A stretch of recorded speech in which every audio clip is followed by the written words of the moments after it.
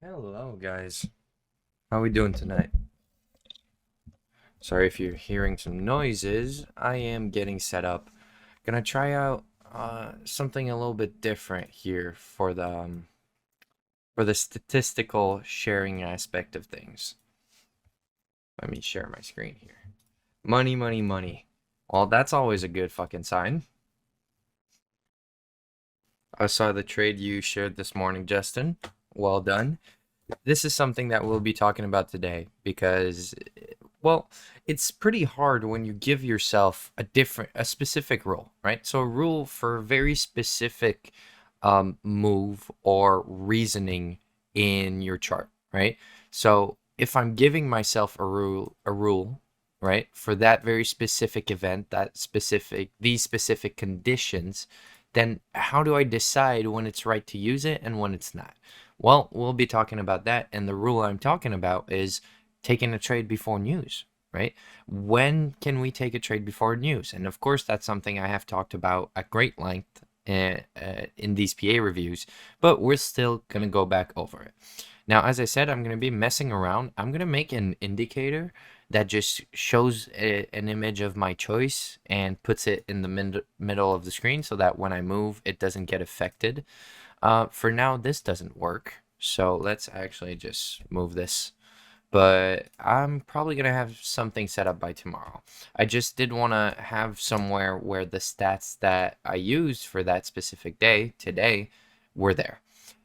We're starting on a daily chart. Why? Very, very simple. Bias, right? The easiest and yet hardest thing at the same time. You find that you have high consistency with your direction, always establishing the right direction, but day to day you're having harder times, or whatever it is, right?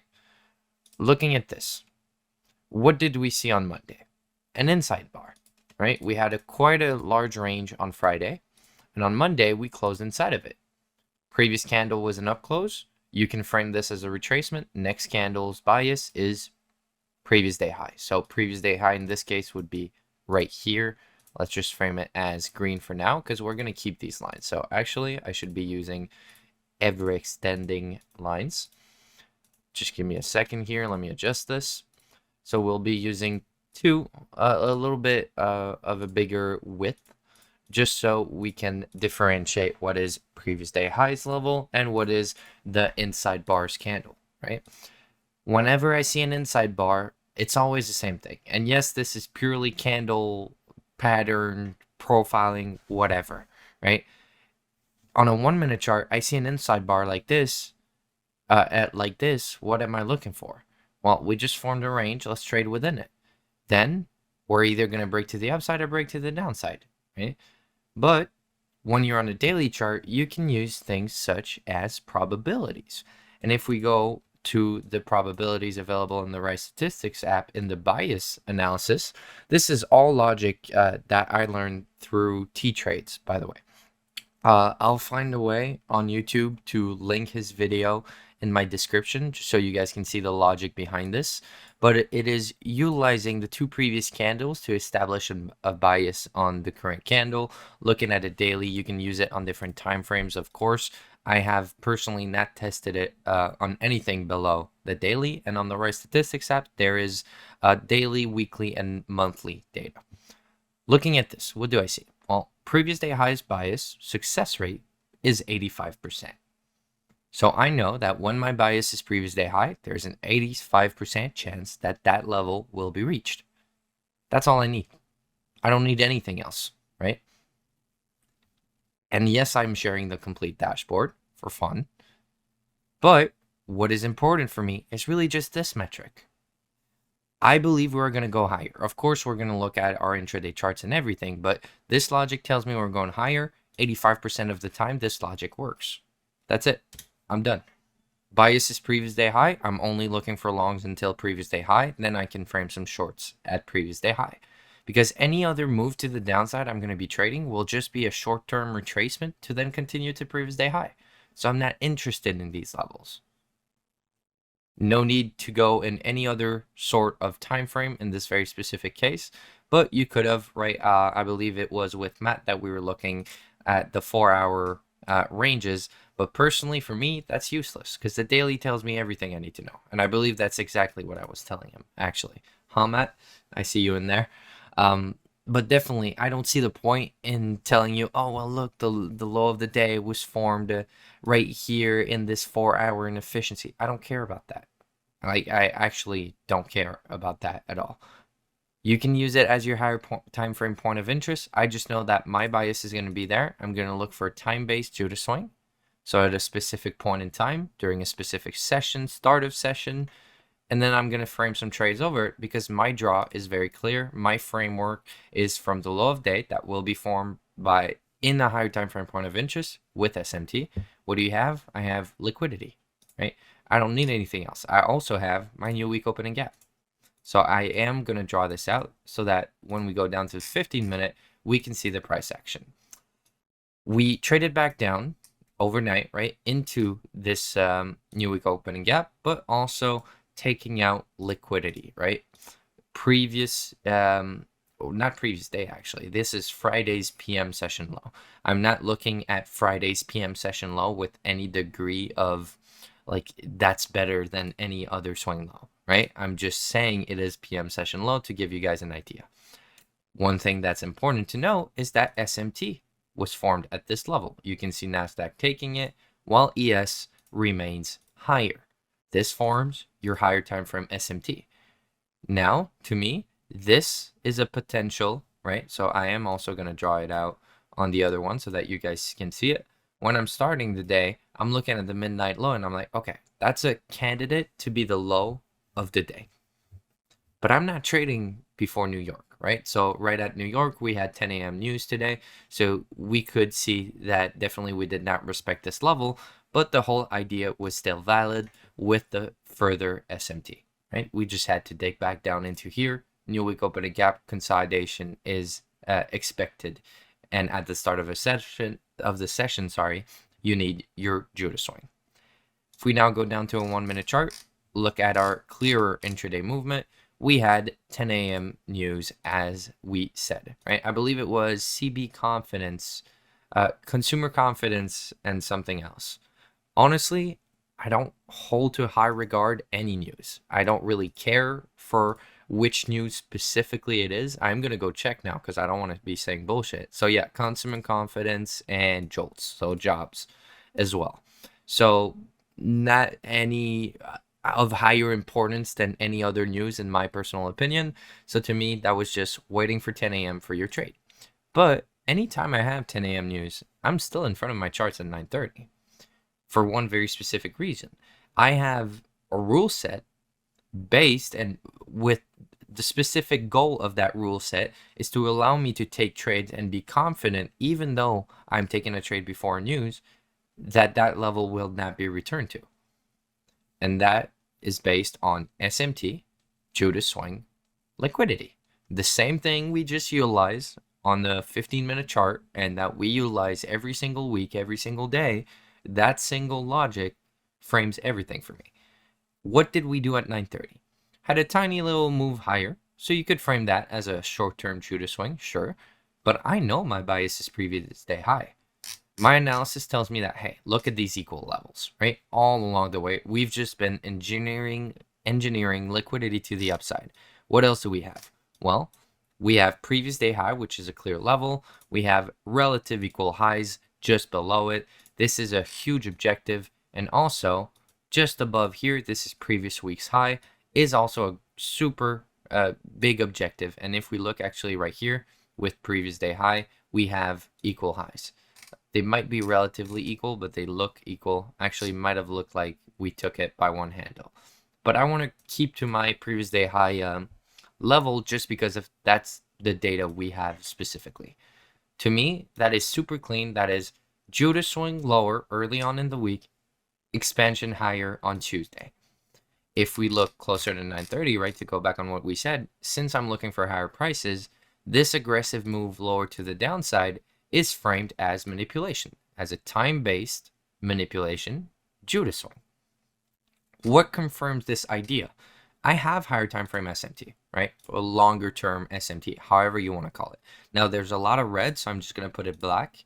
or actually that is worse, perhaps blue. No, we're going back to red. My eyes are hurting a little bit tonight. Too much screen time. Judah swing lower. We already have intraday SMT, right? 15-minute SMT with ES being higher, while NASDAQ took out this specific level, previous Friday's PM session low. And also, right, our overnight lows right here. More importantly, right here, current low of day. That is a very important level, right? The current low of the day. There's a lot of liquidity resting below here. Anyone who went long during the London session, their stops, they're here, right? If we're talking purely about stop runs. One level I actually forgot to mention is London high, right? There is a London raid framework present here, but you'd typically be looking for, well, basically, I just didn't look at it because of the specific data we shared, right? I had my higher objective, but there is a London raid. We look at the range from 2 to 5 a.m. What did we do in between that and New York session? We rated the lows. So New York session will expand and head for the highs. London raid framework, it is about a 60-something% win rate. I did share the data in a thread somewhere on my Twitter, but that data will be added to Rice Statistics as well. Just wanted to let you guys know. So London high is also a big objective. I'm going to just mark it out so that it is clearer once we have more drawings. London low, London high. Sorry. Going back to 930, which I just keep forgetting and going away from, what do I need to confirm this idea? I took out London low, manipulation, 15-minute SMT at this level, which I am now going to remove. What else do I need? SMT. And what do we see? Short-term SMT is formed. That's it. From this point on, I'm looking for a long. How can I be confident in my long with news being just, what is it? At this point, it's 40. That's not even your entry. But with news being 15, 20 minutes away, I'm confident we're not going to return to this level because everything I need for a low is already present. And I got a clear manipulation. Whether you want to call it manipulation, Judah swing, I might be butchering the specific intention for it. For me, manipulation is when I'm thinking in terms of power of 3 or a specific candle. When I'm saying Judah swing, it's time-based session. At the beginning of the New York session, I expect a fake move. So I don't usually call it manipulation. I like to call it a Judah swing because it is a time-based fake move, right? Time-based manipulation, pretty much. But enough rambling. SMT, what else do you need? Well, a breaker block, right? What do we have right here? We have a breaker range, right? And again, just like yesterday, no up-close candle. Oh, well, actually, that is an up-close candle. Anyways, I'm concentrating on the whole breaker range. This is the movement. This is the pattern I want to see. What else do I need? I need an overlapping PDRA. What is the first one we traded back into? All right. No place for cherry picking here. You're looking at specifically the first one you traded into. Now I'm tired of seeing the new week opening gap, so I am, well, actually, you know what? Let's just make it super light. There we go. And let's actually bring that to the back because it seems to be in front. Awesome. Once we close above this inverted fair value gap, you trade back into it right after. That's your entry. And no, I would not have waited. And yes, Justin, which is no longer present, actually, I just saw. I would not have waited till we traded back into this fair value gap later because I am taking the first available entry, which is this inversion fair value gap, which overlaps with this breaker. Or in this case, if we want to be specific, is in close proximity with this breaker. Entering on this inversion fair value gap, what are your 3 PDRAs? Well, this fair value gap doesn't exist yet. So I have this inverse fair value gap, and I have the order block below. This gives me my stop at the SMT right here for 41 handles. That is quite a large stop. But as I said, I was very confident in previous day high being hit. And this allows for a lot of R, right? 4.89. And if I consider my shorter term objective as London high because of the London raid framework, it is almost 2R. I'm going to be honest. I'm greedy like that, I would have taken the extra, what is it, 2 handles, or perhaps like 4 handles to bring it to 2R. And yeah, that is bad.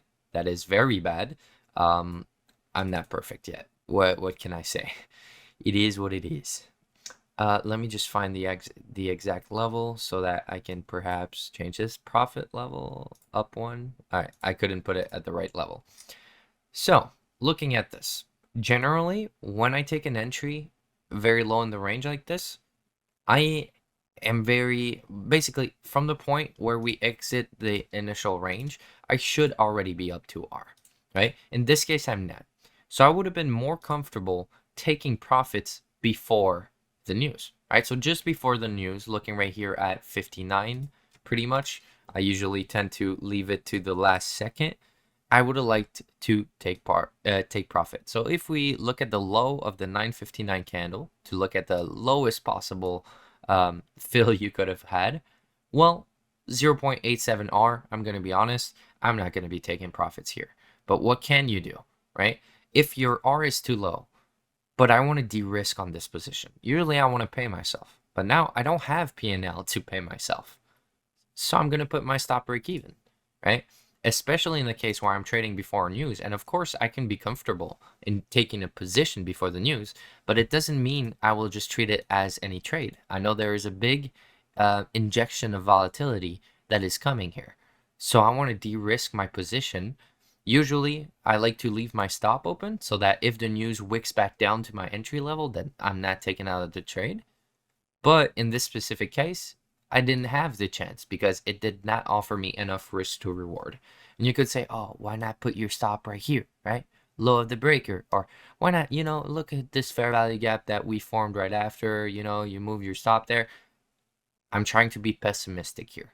I'm not giving you guys the best possible setup. I'm giving you the best mechanical logic to always have a good stop loss. It won't always be the best, but it will always be a good stop loss. 3PD array rule. And that is what my automated trading bots use. So purely mechanical logic, there is no competing with that specific opportunity. But as I said, stop would have went to break even right here, and that's actually what I did this morning. I don't know if I shared execution pictures in general, but we did talk about it. Everything was called beforehand, right? I'm gonna try and do that a little more, keep the chat more active, but I can send my executions in there if you guys want to see. But as I stated, stop loss break even at this point because of the high impact news that's coming, volatility, liquidity injection, volatility injection, however, whichever name you want to give it, right?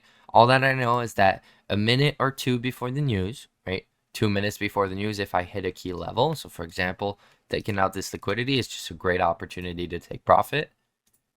I am placing my stop break even, or I am taking money out. In this very specific case, it would have been stop break even because I could not let money out. As you can see, what did the 10 a.m. candle do? Retrace to a discount of the current range. It went, I don't remember actually if it went up before it went down. So it's kind of hard. Well, you know what? We have seconds for reasons. Let's go look. Same thing on the seconds. Okay, so nothing.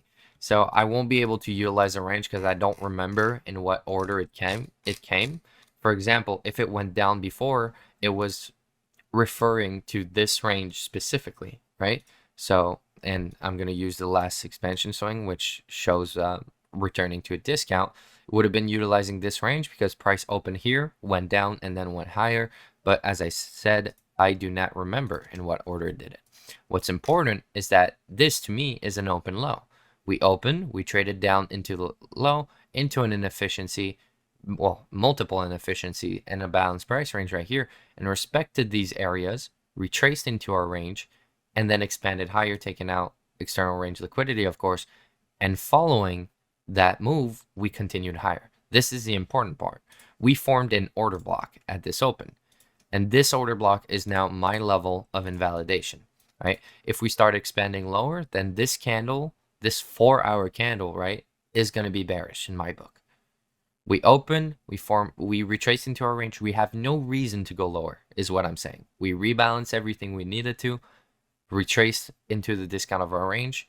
We took out buy side, and we are currently trading through it once again, which shows me indications that we are bullish. And of course, being, what is that, a few handles away from London High, wouldn't be too stressed out about this.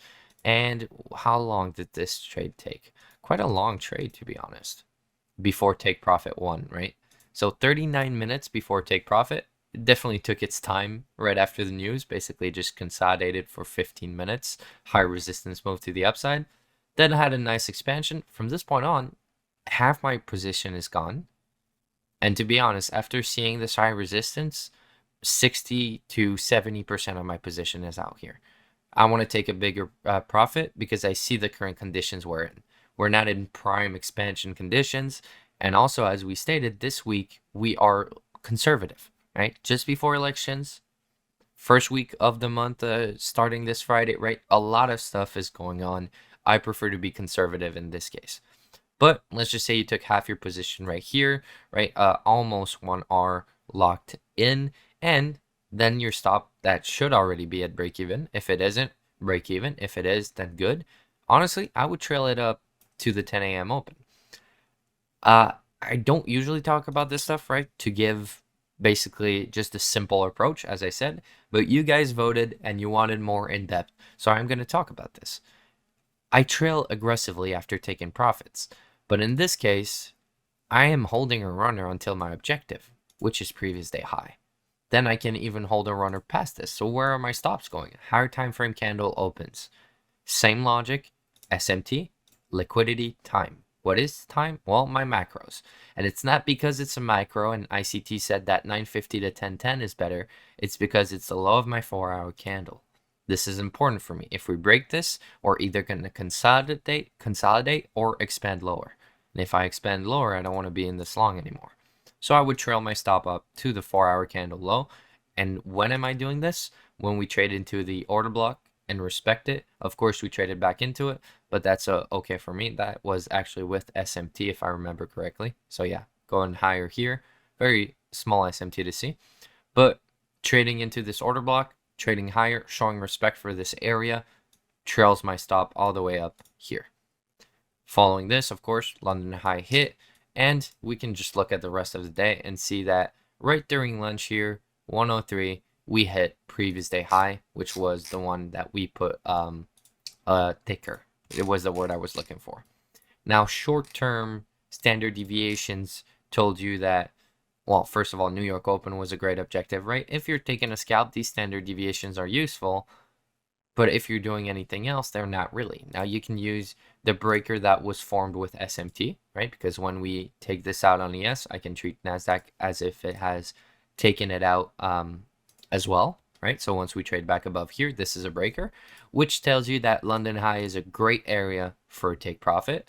And then 4 standard deviations probably aligns with, well, I would say it aligns beautifully with this liquidity, which could have been another area for partial.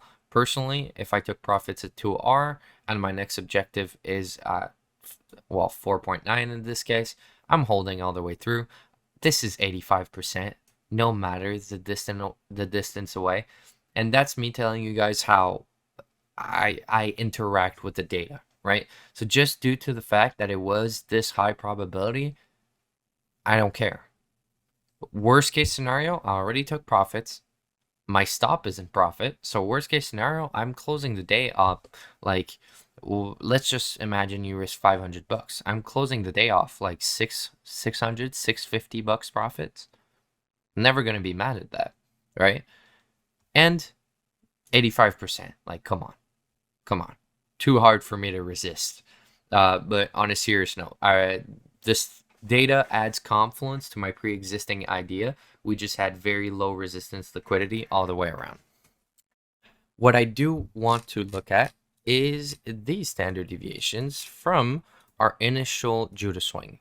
And you might be like, oh wait, no, not this, sorry. You're drawing them in the wrong direction. No, I'm utilizing the higher time frame breaker range, right? If I go up to a 5-minute chart, for example, and look at this movement, or even actually I can go into 15 here. Yes, I can. What do we see? We formed a low, we formed a high, we broke the low of that range to then trade back above that range. What is this? This is a breaker.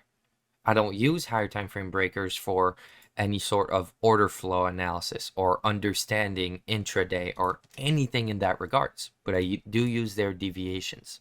15-minute chart is my intraday. My intraday move will be able to be measured using standard deviations of the same time frame. So now looking at just going back to the 1-minute chart, what does that tell me? High confluence, that previous day high, is a great objective for reversal. And of course, what we didn't show is later on in the day, we kept expanding higher. Usually on trending days, right? Days where I see I'm here at lunch, we've only went one direction in the AM session. Our objective has yet to be reached. To me, that qualifies a trending day. And usually, even if our objective gets hit in the PM, we're just going to keep expanding. So my rule is very simple. I just hold until 4. In this case, I would have lost out on, oh, I pressed on space. Sorry, guys. I would have lost out on what? So right here is where I exit. So just at 4 p.m. close. So I'll just use 401 open. So right here.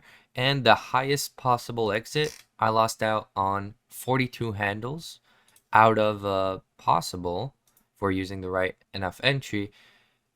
So basically, I made 229 handles instead of making at a maximum 270. I feel like that's not bad at all. I don't know about you guys.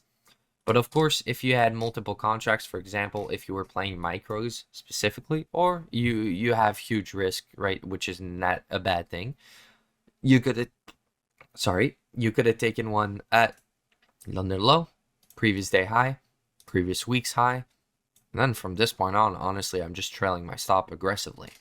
I don't see the point in holding a lot past this. From this point, you probably just made like 4R realized, right? So why would I need more? Why would I need a perfect entry? I'm not greedy in that sense. So I just like to trail aggressively. So from the moment we take out previous week high, I'm just trailing to the current range. So we're trading in this range.